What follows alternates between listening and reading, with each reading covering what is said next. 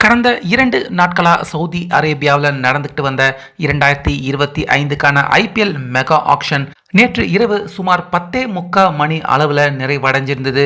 இப்படி இருக்க கடந்த 17 ஐபிஎல் சீசனா நம்ம எல்லாருமே ஐபிஎல்லை ஒவ்வொரு வருஷமும் பார்த்துக்கிட்டு தான் இருக்கோம்.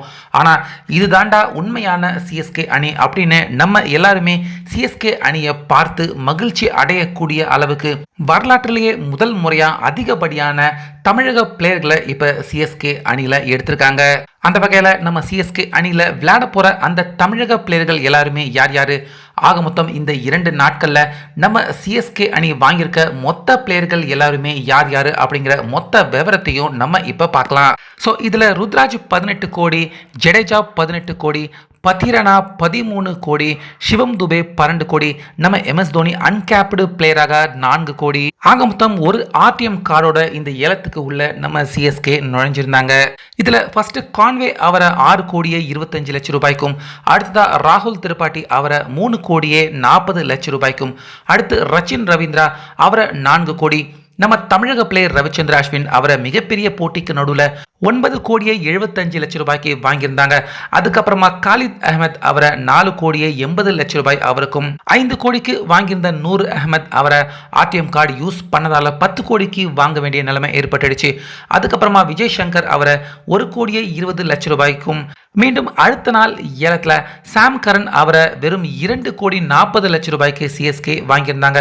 அடுத்ததா ரஷீத் அவரை அடிப்படை விலையான 30 லட்சம் ரூபாய்க்கும், அடுத்து அன்ஷுல் காம்போஜ் அவரை 3 கோடியே 40 லட்சம் ரூபாய்க்கும், அடுத்ததா முகேஷ் சௌத்ரி அவரை 30 லட்சம் ரூபாய்க்கும், அவரை தொடர்ந்து தீபக் ஹோடா அவரை 1 கோடியே 70 லட்சம் ரூபாய்க்கும், அடுத்து குர்ஜாப் நீட் சிங் ஃபாஸ்ட் போலரான இவரை சுமார் 2 கோடியே 20 லட்சம் ரூபாய்க்கும், அடுத்து நேத்தன் எலிஸ் அவரை 2 கோடி ரூபாய், ஜேம்ஸ் ஓவர்டன் அவரை 1.5 கோடி ரூபாய்க்கும், கமலேஷ் நாகர்கோட்டி 30 லட்சம் ரூபாய், ராமகிருஷ்ணா கோஷ் அவரும் 30 லட்சம் ரூபாய், ஸ்ரேஷ் கோபால் 30 லட்சம் ரூபாய், வேனிஷ் பேடி அவர் 55 லட்சம் ரூபாய், கடைசியா ஆண்ட்ரே சித்தார்த் 30 லட்சம் ரூபாய்.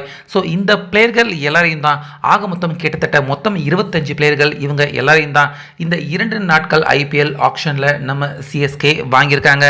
அந்த வகையில் ஒவ்வொரு வருஷமும் நம்ம சிஎஸ்கே அணியில் ஒரு தமிழக பிளேயராவது விளையாண்டிட மாட்டாங்களா அப்படின்னு தான் ஒவ்வொரு வருஷமும் நம்ம எல்லாருமே ஆர்வமாக சிஎஸ்கே அணியை ஏலத்தின் அப்போ எதிர்பார்த்து காத்துக்கிட்டு இருந்தோம்.